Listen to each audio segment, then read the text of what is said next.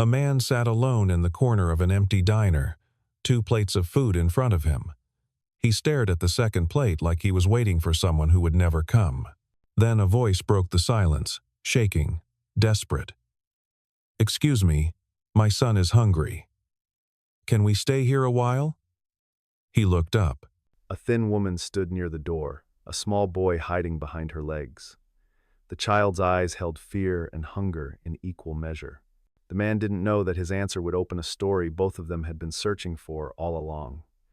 The diner had been Terrence's Friday night ritual for 3 years now.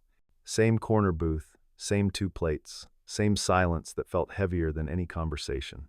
He was 42, though people said he looked older, the kind of tired that settles into your bones and doesn't leave. His dark brown skin seemed to have aged overnight after the accident, new lines forming around his eyes that hadn't been there before.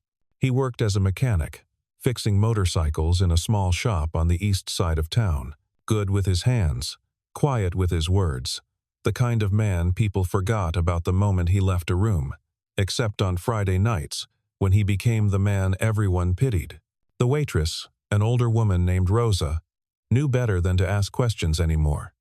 She'd bring 2 plates of meatloaf and mashed potatoes, set them down without a word, and leave him alone. The first few times she'd tried to talk to him, asked if someone was joining him. Terrence had just looked at the empty seat across from him and said nothing. After a while, she stopped asking. That empty chair was not merely a vacant space. It was a monument to a life abruptly ended, a silent testament to a wound that refused to heal. The second plate was for his son, a boy who would have been 10 years old now if the pickup truck had stopped at the red light 3 years ago. A boy with his father's warm brown eyes and bright smile, who used to love Friday night dinners at this exact booth, who'd always order extra gravy and make a mess of the table. His small blue backpack still hung on the edge of the booth. Terrence never moved it. Sometimes he'd reach over and touch the strap, just to remember what it felt like to have someone to take care of, to be responsible for. The backpack was a tactile echo of a cherished presence, a constant reminder of the joy and chaos his son once brought to this very spot. People in the neighborhood knew his story. They'd look at him with that careful kind of sympathy that made him feel like a ghost. Some avoided him entirely, unable to face the raw grief they saw. Others would nod and say nothing, which was worse somehow, a silent acknowledgement that felt like a burden. A few had told him to move on, to let go, to stop torturing himself with these weekly dinners. But they didn't understand. This wasn't torture. This was the only hour of the week when his son still felt real, tangible, a presence he could almost reach out and touch. He clung to this fragile connection, this ritual that kept Leo's memory alive, refusing to let the world erase the most important part of his past. Tonight was no different. Terrence sat with his hands folded on the table, staring at the untouched plate in front of the empty seat. The meatloaf was getting cold.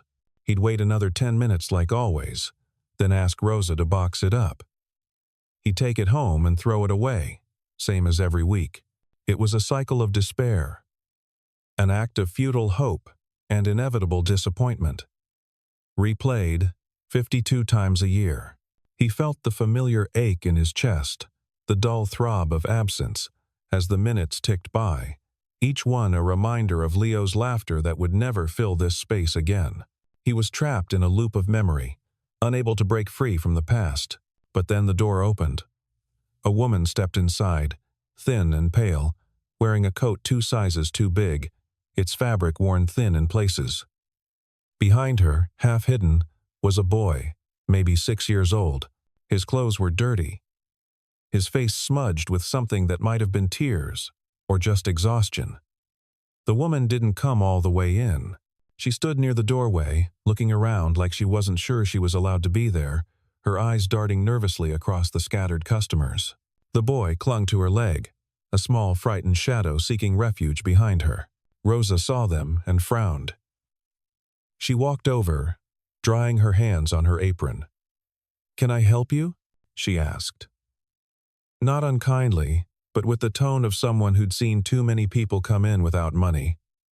Her voice, a practiced blend of compassion and weary practicality. The woman's voice was barely a whisper. "We're just. Is it okay if we sit down for a minute? Just to rest?" Rosa glanced at the boy, then back at the woman, her gaze softening slightly at the sight of the child's distress. "This is a restaurant, hun.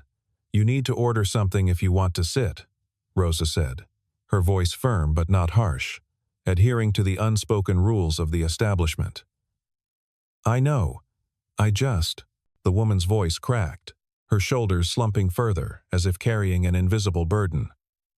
"We don't have anything right now." "I'm sorry." Rosa's expression softened, a flicker of genuine sympathy in her eyes, but she didn't move. "I can't let you stay if you're not ordering. Owner's rules." The boy looked up at his mother, and something in his eyes, hunger, fear, shame, hit Terrence like a fist to the chest, a visceral echo of his own past helplessness. He stood up before he could think about it, before logic could intervene. "They're with me," he said, his deep voice carrying across the quiet diner, cutting through the hushed tension. Rosa turned, surprised, her eyebrows raised in disbelief.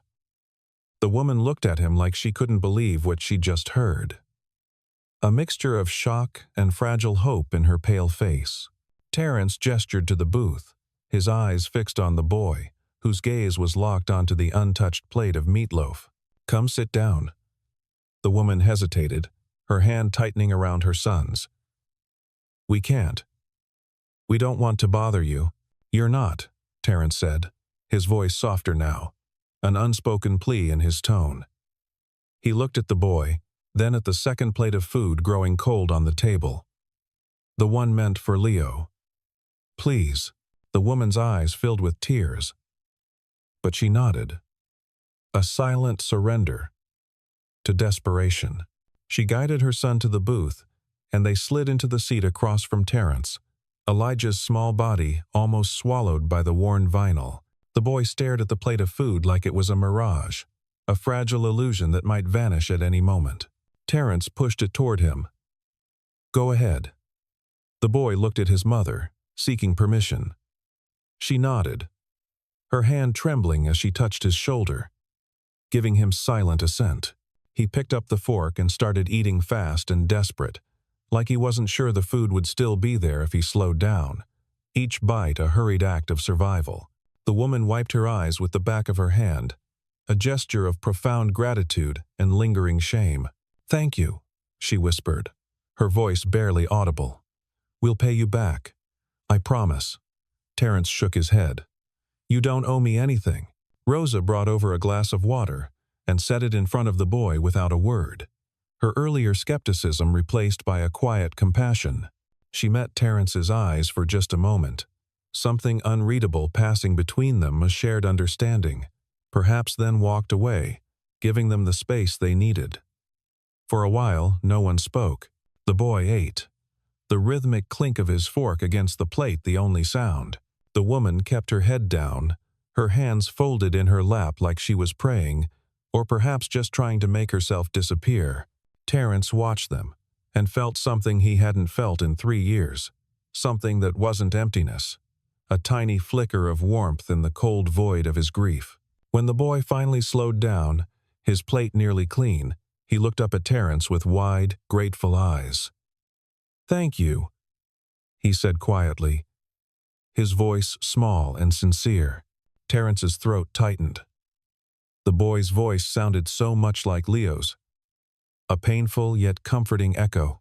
The woman reached across the table, hesitant, as if unsure if she should break the fragile silence. "I'm Sarah," she said, "and this is Elijah." Terrence nodded. "Terrence." She tried to smile, but it didn't quite reach her eyes, which still held a profound weariness. We're not usually like this. She trailed off, looking down at her hands, unable to articulate the depth of their struggle. Things got hard. We're trying to figure it out. Terrence didn't ask for details. He'd learned a long time ago that some stories were too heavy to tell to strangers, their weight too much for casual inquiry. "Where are you staying?" he asked instead, offering a practical question rather than a probing one. Sarah's face tightened, her guarded expression returning. We'll find somewhere." That meant nowhere. It was the answer of a person with no options, no home, just the open road or whatever temporary shelter desperation might offer. Terrence looked at Elijah, who was leaning against his mother's side now, his eyes starting to close, succumbing to the exhaustion that had been etched on his face. The boy looked so small, so tired, so utterly vulnerable. He thought about the second plate, about the empty seat, about the 3 years he'd spent pretending his son was still sitting there, a painful charade he'd enacted every Friday night. Maybe it was time to stop pretending, to let go of the ghost that occupied the chair, and instead embrace a living, breathing need. "I have a shop," Terrence said, his voice a low rumble. "I fix motorcycles. There's a small room in the back. Not much, but it's dry. And it's warm. You can stay there just for tonight." Sarah's eyes went wide, filled with disbelief. "We couldn't. It's not charity," Terrence said, cutting her off gently, anticipating her resistance. "I just have the space. And it's cold out." She looked at him like she was trying to figure out if he was real, if this offer was genuine, or if there was some hidden cost. Then she looked at Elijah, who'd fallen asleep against her shoulder, his small body completely at rest, and something in her broke. The sheer exhaustion and the desperate need for safety finally overwhelmed her pride. "Okay," she whispered, "just for tonight." Terrence paid the bill, leaving a generous tip for Rosa, and led them out to his truck. Elijah was half asleep, stumbling, so Terrence picked him up without thinking, his strong arms easily supporting the boy's slight frame. The boy was light. Too light. And he smelled like rain and unwashed clothes. A scent that tugged at Terrence's heart. Sarah climbed into the passenger seat, and they drove in silence through the empty streets, the quiet broken only by the hum of the engine and the gentle rhythmic beat of the windshield wipers. The shop was only 10 minutes away, a squat brick building with a metal garage door and a faded sign that said Terrence's Motors. Inside, it smelled like oil and metal and old concrete. A comforting, familiar scent to Terrence, but perhaps jarring to Sarah. Terrence led them past the motorcycles in various states of repair, their chrome gleaming faintly in the dim light, through a narrow hallway to a small room in the back. It had a cot, a space heater, and a pile of old blankets. Meager but sufficient. "It's not much," Terrence said, setting Elijah down gently on the cot. The boy didn't wake up, his sleep deep and untroubled by their journey. Sarah stood in the doorway, looking around like she still couldn't believe this was happening, her eyes wide with a mixture of apprehension and wonder. "Why are you doing this?" she asked. Her voice barely a whisper, a question that cut to the core of Terrence's unspoken motives. Terrence didn't know how to answer that. He looked at the boy, curled up on the cot, so peaceful in his sleep, and thought about the blue backpack hanging in the diner booth. A constant reminder of his son. "Because someone should," he said finally. The words simple but profound, reflecting a deep-seated conviction born of his own past pain. Sarah's eyes filled with tears again, but this time she didn't wipe them away, letting them stream freely down her pale cheeks. "Thank you," she whispered, her voice choked with emotion. Terrence nodded and turned to leave, giving them what little privacy he could. But as he reached the door, Sarah spoke again. "I will pay you back," she said, her voice stronger, infused with a renewed sense of resolve. "I don't know how, but I will." Terrence looked back at her. "You don't have to." But even as he said it, He wondered if maybe she wasn't the only one who needed saving. He didn't know that this decision, this one moment of saying yes instead of no, would unravel everything he thought he knew about grief, about family, about what it meant to keep living when the person you loved most was gone. He didn't know that by opening his door, he was about to step into the hardest and most important chapter of his life. All he knew was that for the first time in 3 years, the second plate hadn't gone to waste, its purpose implicitly fulfilled. Sarah and Elijah stayed for 3 days before Terrence realized they had nowhere else to go. He hadn't asked. She hadn't offered. It was an unspoken understanding, a silent acknowledgement of their predicament. But on the 4th morning, when he came into the shop early and found Sarah already awake, scrubbing the oil stains off the concrete floor with a rag and a bucket of soapy water, her hands raw and red from the effort, he understood. It was her way of contributing, of demonstrating her worth. "You don't have to do that," Terrence said, his voice gentle. Sarah looked up, her expression a mix of defensiveness and quiet pride. "I need to do something. You've already done too much." Elijah was still asleep in the back room, curled under the pile of blankets. Terrence could see him through the doorway, small and still, a beacon of innocence. "You looking for work?" Terrence asked, offering a practical solution to her unspoken need. Sarah stood up, wiping her hands on her jeans, her gaze direct. "I'll take anything." He made a call to Rosa at the diner. She needed someone in the kitchen washing dishes and prepping vegetables. It didn't pay much, but it was something. A foot in the door. A chance at stability. Sarah started the next day, her steps eager, her face etched with a newfound determination. Terrence told himself it was temporary, a week, maybe 2, just until she got back on her feet. But weeks turned into a month, and Sarah and Elijah became part of the rhythm of his life in a way he hadn't expected. A quiet, steady presence that began to fill the emptiness within him. Elijah would sit in the corner of the shop after school, doing homework on an overturned crate, while Terrence worked on engines, the rhythmic clink of tools against metal providing a comforting soundtrack. Sometimes the boy would ask questions. Why did motorcycles need oil? How did the gears work? What made them go fast? Terrence answered them all, his patient voice steady as he explained things, surprised at how easy it was to talk to a child again, how naturally the words flowed. Sarah worked long hours at the diner, but she always came back to the shop at night. She'd bring leftovers from the kitchen, and the 3 of them would eat together in the back room, a makeshift family sharing simple meals. It wasn't much, but it felt like something Terrence hadn't had in years. It felt like a routine, like a life, slowly, gently, taking root. But the neighbors noticed. Mrs. Washington from the apartment building next door was the first to say something, her voice dripping with a false sweetness that barely masked her judgment. She cornered Terrence one afternoon while he was carrying groceries from his truck. "I don't mean to pry," she said, though her tone suggested otherwise, a thinly veiled accusation in her words. "But that woman and her boy, they've been here a while now, haven't they?" Terrence shifted the grocery bag in his arms, feeling a defensive anger rise within him. They needed a place to stay.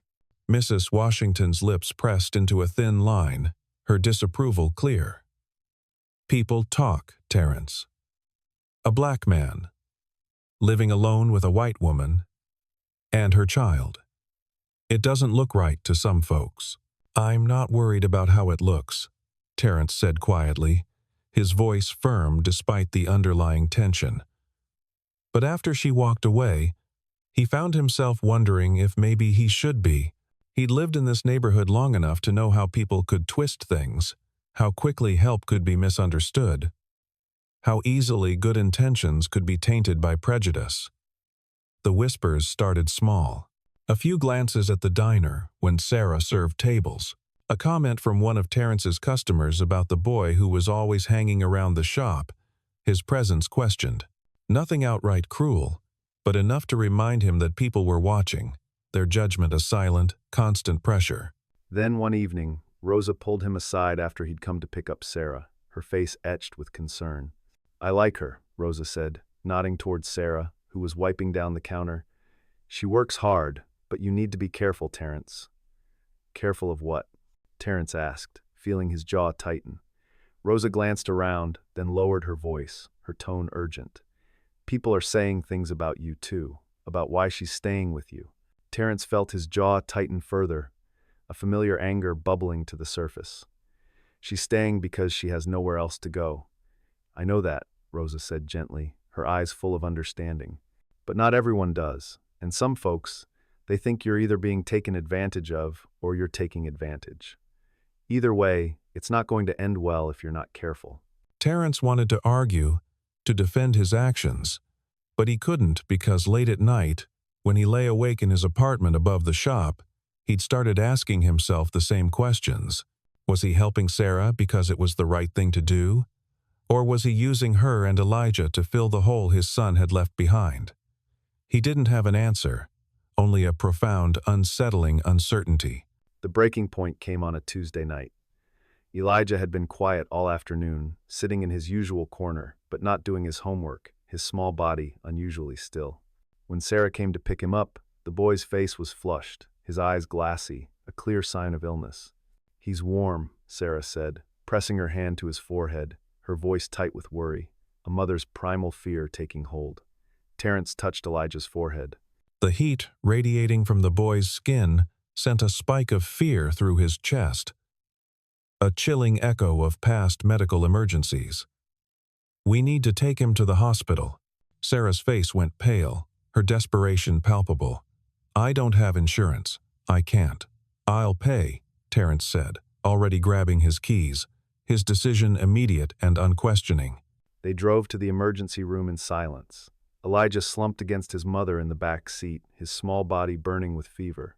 Terrence gripped the steering wheel and tried not to think about the last time he'd been in a hospital 3 years ago, when the doctors had told him there was nothing they could do, a memory that still held the power to paralyze him. At the ER, they waited for 2 hours before a doctor finally examined Elijah. The boy had a fever of 103 degrees, a bad infection that needed antibiotics. The doctor wrote a prescription and told them to monitor him closely. The bill came to $470. Terrence paid it without hesitation, the financial burden a secondary concern to Elijah's health. On the drive back, Sarah cried silently in the passenger seat, her shoulders shaking with suppressed sobs. Elijah was asleep in the back, the fever already starting to break thanks to the medicine, his breathing easing. "I can't keep doing this to you," Sarah said, her voice barely audible, choked with guilt. Terrence kept his eyes on the road, his gaze fixed on the asphalt ahead. "You're not doing anything to me." "Yes, I am." She wiped her face with her sleeve, a gesture of raw vulnerability. "You've given us a place to stay, helped me find work, and now this. And I have nothing to give you back. I don't want anything back." Sarah turned to look at him, her eyes red and swollen from crying. "Why are you doing this, Terrence?" "Really?" "Because no one just helps people like this. Not without wanting something." Terrence didn't answer right away. He thought about the blue backpack still hanging in the diner booth, a silent reminder of his son. About the second plate of food he'd ordered every Friday for 3 years. A ritual of sustained grief. About the way Elijah's laugh sounded so much like Leo's. A melody of both pain and comfort. "Because you needed help," he said finally, his voice rough but sincere. "And because I know what it's like to feel like the world forgot about you." Sarah stared at him for a long moment, her expression unreadable, then looked away, as if unable to meet his gaze. "I had a daughter," she said quietly, her voice barely a whisper, before Elijah. "She was born too early, lived for 3 days." Terrence's hands tightened on the wheel, a wave of profound empathy washing over him. "Her name was Emma," Sarah continued, her voice gaining a fragile strength. "And when she died, my husband blamed me, said it was my fault for not taking care of myself, for being too stressed. He started drinking, then he started hitting me. She looked down at her hands, clutching them tightly in her lap. I stayed for 2 years because I didn't know where else to go. Then one night, he hit Elijah, and I knew we had to leave. Terrence felt something crack open in his chest, a deep, visceral pain for her suffering. I'm sorry. I'm not telling you this for pity, Sarah said, her voice fierce despite the tears. I'm telling you because I need you to understand. I know what it's like to lose someone, and I know what it's like to feel like you're using someone else to fill that space. She looked at him, her eyes burning with an urgent intensity. So, if that's what you're doing, if you're helping us because Elijah reminds you of your son, I need you to tell me now, because I can't let him get attached to someone who's going to disappear when they realize he's not a replacement. Terrence pulled the truck over to the side of the road, the sudden stop jarring. He turned off the engine and sat there, staring at the dashboard, his dark hands gripping the wheel, his knuckles white. I lost my son 3 years ago, he said, his voice raw, feeling like gravel scraping against his throat. A drunk driver ran a red light. He was 7. And yeah, when I look at Elijah, I see him, I hear him. And for the first time in 3 years, I don't feel like I'm drowning. He looked at Sarah, his gaze unwavering. So maybe you're right. Maybe I am using you. But I don't think that's all this is. Because when I look at you, I don't see someone I'm trying to save. I see someone who's trying to save herself. And I think maybe we're both just trying to figure out how to keep going. Sarah's eyes filled with tears again, but this time she didn't look away, holding his gaze with a fragile understanding. I don't want to hurt him, she whispered. Or you. Then don't leave, Terrence said, his voice a low plea. Not yet. Not until we figure this out. She nodded, a silent agreement, and they sat there in the truck, the engine ticking as it cooled. Elijah, asleep in the back seat. The fragile peace a moment suspended in time. But the peace didn't last. 2 weeks later, a man showed up at the shop, a shadow from Sarah's past, materializing without warning. Terrence was under a motorcycle, his hands covered in grease, when he heard the garage door open. He slid out from under the bike and saw a man standing in the doorway, tall, broad-shouldered, with a face that looked like it had been in too many fights, his eyes radiating a cold, menacing intent. Can I help you? Terrence asked, standing up, wiping his hands on a rag, a flicker of unease growing within him. The man looked around the shop, his gaze sweeping over the tools and bikes with contempt. I'm looking for my wife. Terrence's stomach dropped, a cold dread washing over him. I think you've got the wrong place. Sarah Patterson, the man said, his voice laced with venom. And my son Elijah, someone told me they've been staying here. Terrence didn't move, his stance firm. If they were here, I don't think they'd want to see you. The man's jaw tightened, a muscle clenching visibly. That's not your decision to make. She's my wife. He's my son, and I'm taking them home. She's not your wife anymore, Terrence said, his voice steady despite the adrenaline coursing through him, an unexpected strength in his conviction. And she left because you hurt her. The man stepped closer, his hands curling into fists, his posture radiating coiled violence. You don't know what you're talking about. I know enough. They stared at each other, the air thick with tension, a silent challenge passing between them. Then the man smiled, and it was the ugliest thing Terrence had ever seen, a chilling grimace devoid of warmth. You think you're some kind of hero, the man said, his voice dripping with scorn. Playing house with my family. She's using you, buddy, and when she's done, she'll leave you just like she left me. He looked Terrence up and down with disgust, his eyes filled with contempt. Think a guy like you is going to play daddy to my kid? You're out of your mind. Terrence didn't flinch, meeting his gaze squarely. Get out of my shop. The man didn't move, holding his ground. "I'll be back with a lawyer if I have to. And when I am, you better hope you've got a good reason for keeping a man from his son." He turned and walked out, his steps heavy with menace. And Terrence stood there, his hands shaking, staring at the empty doorway, a profound sense of foreboding settling over him. That night, Sarah didn't come back to the shop. Terrence called the diner, his heart pounding with a growing dread. Rosa said Sarah had left early, said she wasn't feeling well, a thinly veiled excuse. He tried her cell phone, but it went straight to voicemail, a dead end that amplified his fear.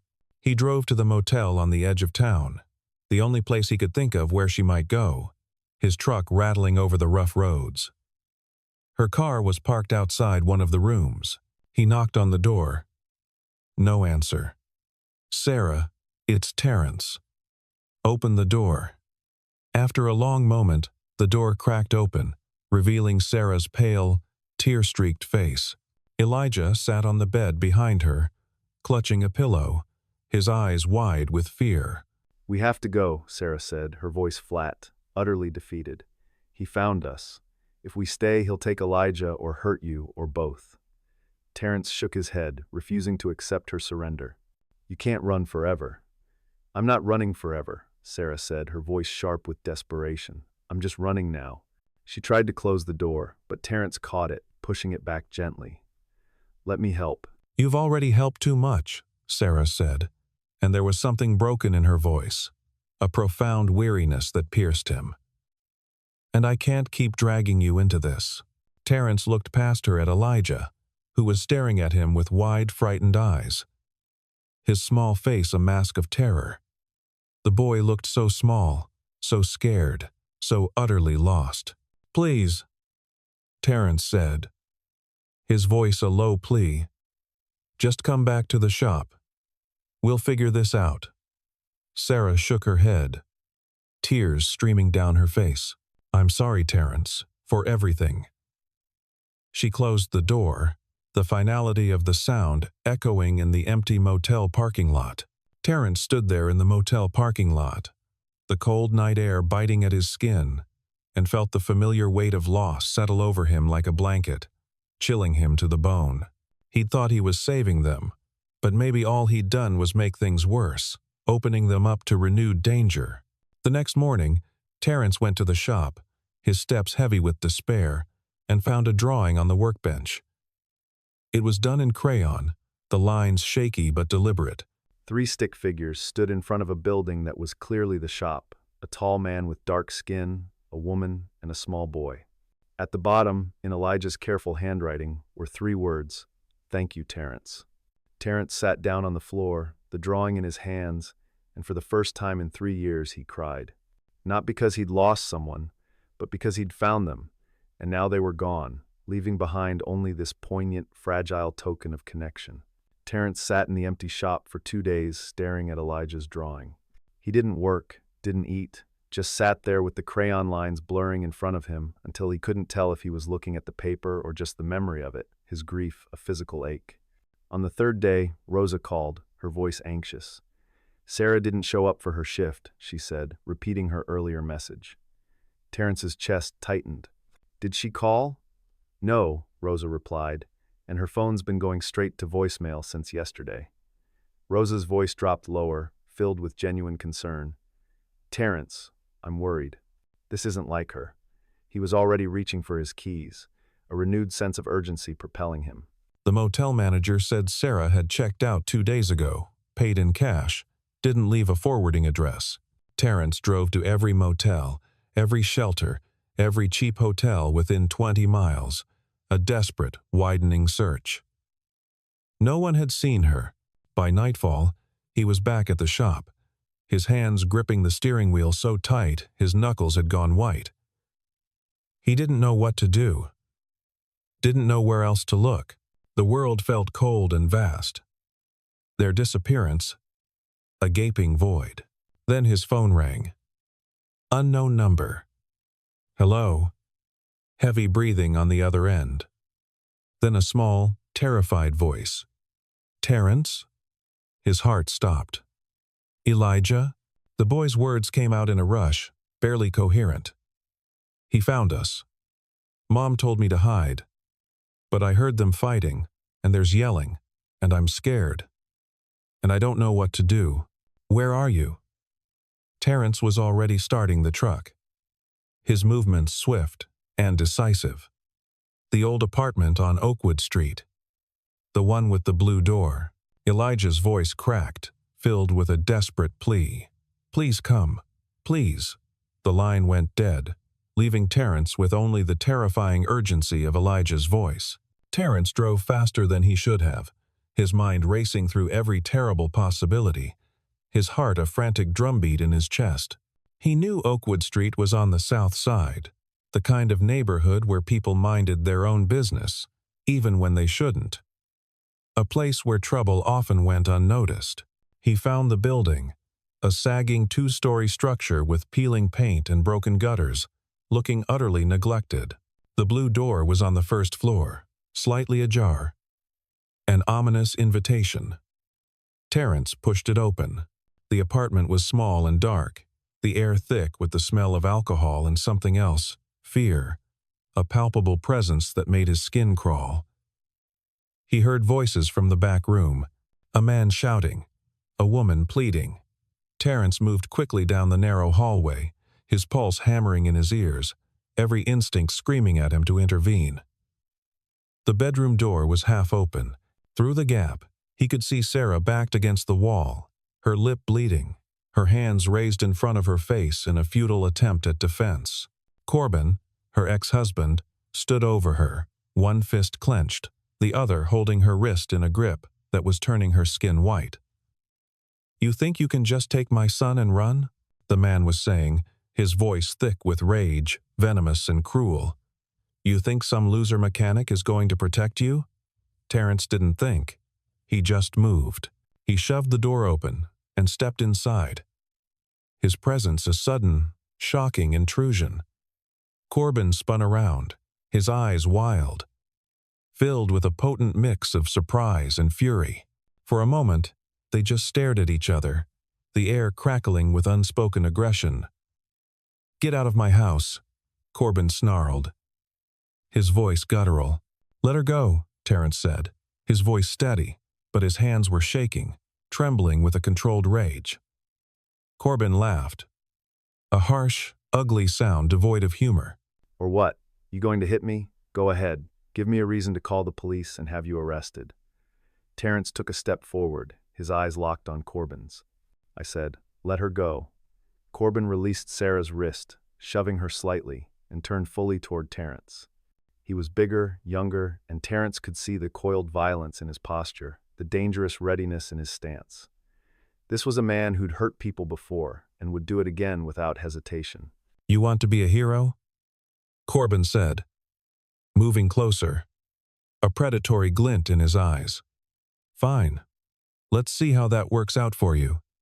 He swung, a wild, powerful punch. Terrence barely dodged the first one, the wind of it fanning his cheek. The second one caught him in the ribs, and he felt something crack. A sharp, searing pain. Pain exploded through his side, but he didn't go down, fueled by a protective fury. He shoved Corbin back hard, throwing his weight into the push, and they crashed into the dresser, bottles and trinkets clattering to the floor. Sarah screamed, a high-pitched sound of terror. Terrence heard footsteps in the hallway, neighbors maybe, drawn by the commotion, or just curious onlookers. Corbin swung again, a desperate, flailing blow, and this time Terrence caught his arm, twisted it, and used the man's momentum to drive him into the wall. Corbin's head hit the plaster with a dull thud, and he staggered back, dazed, his eyes unfocused. Terrence stood there, breathing hard, his ribs screaming in protest with every ragged breath. Then he heard the sirens, growing louder, closer. Someone had called the police. 2 officers arrived within minutes, their hands on their holsters as they stepped into the apartment. Their presence a welcome, authoritative intervention. They separated Terrence and Corbin, took statements, examined Sarah's bleeding lip and the bruises forming on her wrist. Corbin tried to spin a story about how Terrence had broken into his apartment, attacked him unprovoked, but the neighbors had heard the fighting, and when the officers found Elijah hiding in the closet, shaking and crying, the boy's testimony sealed it.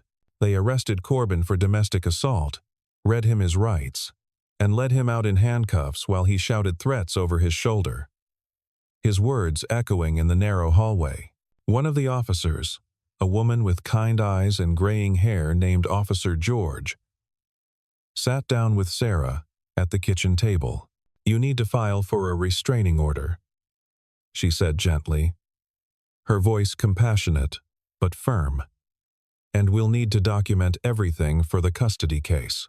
Sarah nodded, her hands trembling, overwhelmed by the sudden shift in circumstances. "I don't have a lawyer. I can't afford."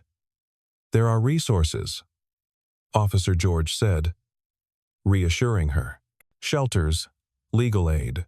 I'll get you the information."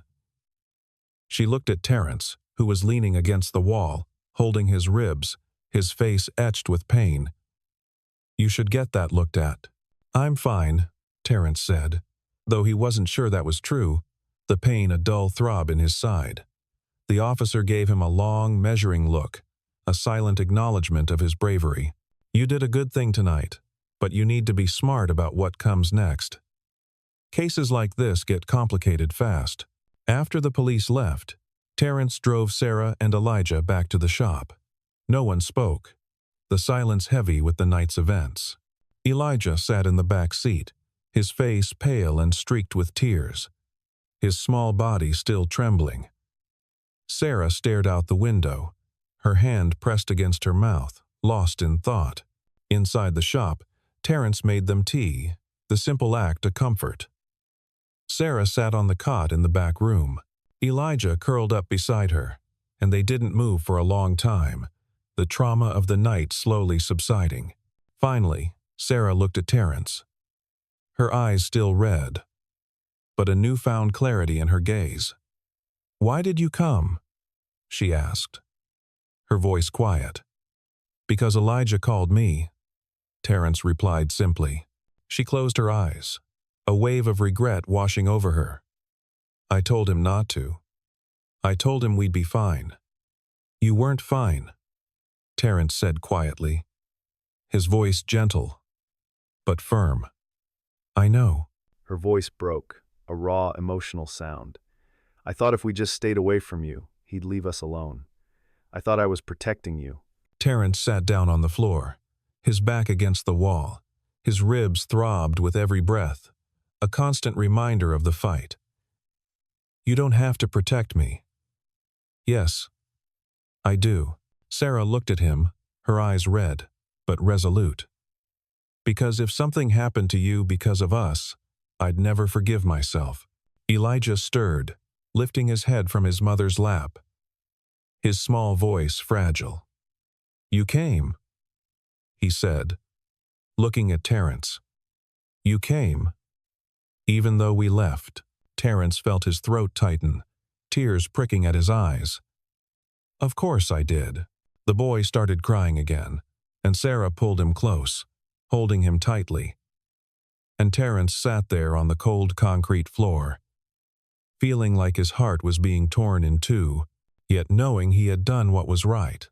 The next few weeks were a blur of lawyers and court dates and paperwork. Terrence used every connection he had, called in every favor.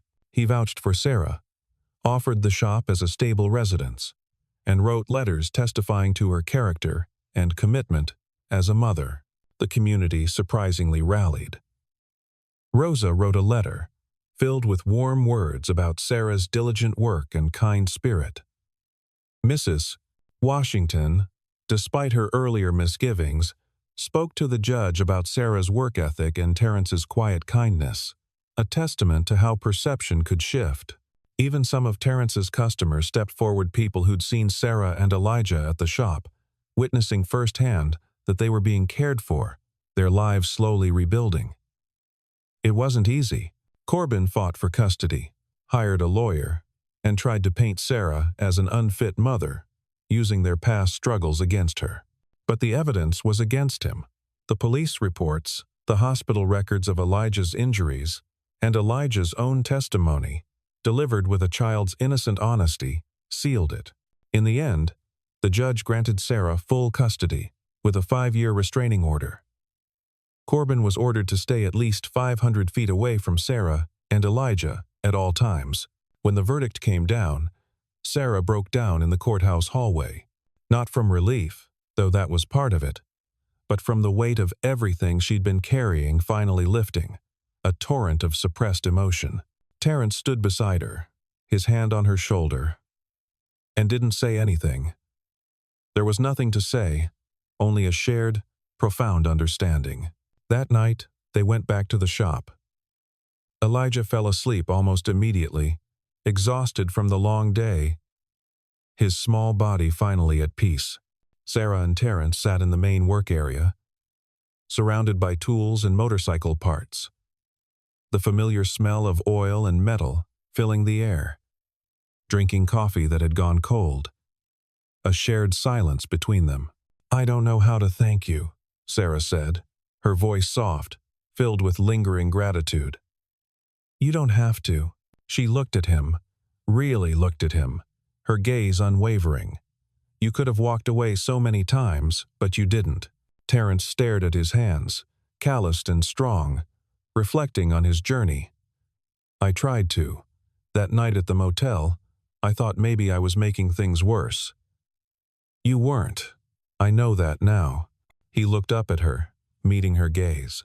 "But I also know that I wasn't just helping you. I was helping myself, and I'm not sure that makes me a good person." Sarah shook her head, a gentle smile touching her lips. "It makes you human. We both lost children. We both know what it's like to feel like the world ended, and kept going anyway. And maybe we found each other because we needed to learn how to live with that." Terrence knew she was right, but it still felt complicated, messy, like they were both using each other and healing each other at the same time, their paths intertwined. "What happens now?" he asked. A question about their uncertain future. "I don't know," Sarah said. "But I think we figure it out together." 3 months later, Terrence went back to the diner on a Friday night, but this time he wasn't alone. Sarah sat across from him, her face relaxed, a genuine smile gracing her lips, and Elijah sat in the seat where the blue backpack used to hang. The backpack was still there, a silent, cherished relic. Terrence hadn't moved it, but now there was a second one beside it, red and new, belonging to Elijah, a symbol of his own vibrant presence. Rosa brought 3 plates of meatloaf and mashed potatoes. She sat them down with a knowing smile and didn't say a word, simply observing their newfound joy. They ate together, the 3 of them. And the diner felt warmer somehow. Less like a place Terrence came to remember the past, and more like a place where the future was beginning, filled with laughter and shared meals. Elijah talked about school, about a science project he was working on, his voice full of childish enthusiasm. Sarah talked about her new job at a better restaurant downtown, one with benefits and decent pay, a testament to her renewed stability. Terrence listened and realized he was smiling. Really smiling. For the first time in years, the lines around his eyes softened as he watched them, his heart full. After dinner, they walked back to the truck. The night was cold, the stars bright overhead, glittering like diamonds scattered across a velvet cloth. Elijah ran ahead, his red backpack bouncing on his shoulders, full of youthful energy. Sarah walked beside Terrence, their hands almost touching but not quite, a subtle intimacy in the space between them. "Thank you," she said quietly. "For the dinner. For everything." Terrence looked at her. "You know, you don't have to keep thanking me." "I know," she said, her voice soft. "But I want to." They drove back to the shop in comfortable silence. Elijah fell asleep in the back seat, his head resting against the window, his sleep peaceful. Sarah looked back at him, her expression soft, filled with maternal love. "He asked me the other day, If you were going to be his dad, she said, her voice a gentle inquiry. Terrence's hands tightened on the steering wheel, his mind grappling with the weight of the question. What did you tell him? I told him that family doesn't always look the way we expect it to, but that doesn't make it any less real. Terrence didn't respond. He couldn't, because the truth was he didn't know what they were, didn't know if he could ever be a father again or if Sarah could ever be more than someone he'd helped. But he knew this. For the first time in 3 years, he didn't feel alone. And maybe that was enough. Back at the shop, Terrence carried Elijah inside and laid him on the cot. The boy didn't wake up, sleeping soundly. Sarah covered him with a blanket and stood there for a moment, watching him sleep, a profound sense of peace on her face. Terrence stood in the doorway, observing them. Sarah turned to look at him, her eyes soft, a silent invitation in her gaze. Stay, she said. Not a question, just a simple request, a plea for connection. So he did. They sat together in the workshop, surrounded by the smell of oil and metal, the dim light casting long shadows, and talked about nothing important about the weather, about Elijah's science project, about the new coffee shop that had opened down the street. And slowly, without either of them noticing, the conversation shifted. They talked about the people they'd lost, about the children they'd never stopped missing, about the guilt and the grief and the impossibility of moving forward when part of you was still stuck in the past, their shared traumas binding them. I used to think I'd never feel whole again, Sarah said, her voice reflective. Like there was this piece of me missing that I could never get back. And now? Terrence asked, his voice gentle. She looked at him, a profound wisdom in her eyes. Now, I think maybe that's okay. Maybe we're not supposed to be whole. Maybe we're just supposed to keep going anyway. Terrence thought about his son, about the blue backpack, about the second plate of food he'd ordered every Friday for 3 years. He thought about the hole that loss had left in his chest, and how it would never fully close. But also how it had made room for something new, something unexpected, a space for hope. Yeah, he said quietly. Maybe you're right. Outside, the city slept, its myriad lights twinkling in the distance. Inside the shop, 2 broken people sat together in the dim light, learning how to breathe again, finding solace in each other's presence. And that was enough because grief doesn't disappear. It just learns to share space with hope, with kindness, with the small, stubborn belief that even when the world takes everything from you, there's still a reason to keep showing up. Terrence didn't replace his son. Sarah didn't forget her daughter. But they learned that you can hold on to what you've lost and still reach for what's in front of you. Family isn't always the people you're born with. Sometimes, it's the people who show up when you need them most. The ones who sit with you in the dark and don't try to fix you. The ones who understand that healing isn't about moving on. It's about learning to carry your grief without letting it crush you. And sometimes, if you're very lucky, healing looks like a single father sitting in a diner with 2 plates of food, waiting for someone who will never come until one day someone else does.